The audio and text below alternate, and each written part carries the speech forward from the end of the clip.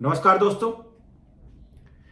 Erectile bond निरस्त होने के बाद एक बार पुनः यह चर्चा चल पड़ी है कि चंदा चुनाव में किस प्रकार से लिया जाए। माना यह जाता है कि बिना चंदे के पार्टियां चल नहीं पाएंगी।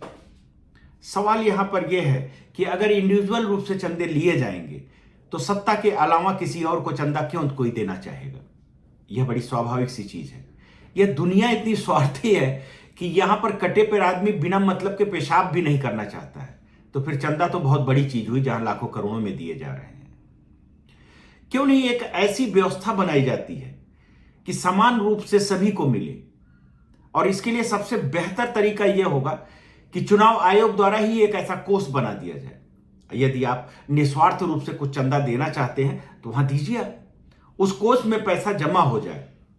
उसके बाद एक ऐसी व्यवस्था बनाई जाए कि सभी संसदीय क्षेत्र में, विधानसभा क्षेत्र में या जिलों में अलग अलग जगहों पर प्लेटफॉर्म बनाए जाएं। सार्वजनिक रूप से सभी पूरे मीडिया को आमंत्रित किया जाए, सभी दलों के प्रत्याशियों को आमंत्रित किया जाए, उनको वहां बुलाकर और उनसे कहा जाए कि आप अपनी बात कहिए, और पब्लिक को भी खूब प्रचार किया जाए सार्वजनिक तरीके से कि भैया आप आइए और अपनी बात सुनिए और अपने प्रश्न पूछिए।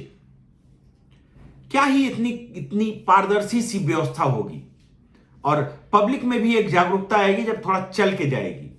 यदि आप उसके घर पर ही पहुंच कर उसका हाथ पैर जोड़ेंगे तो फिर उसका भी तो दिमाग ही खराब हो जाता है।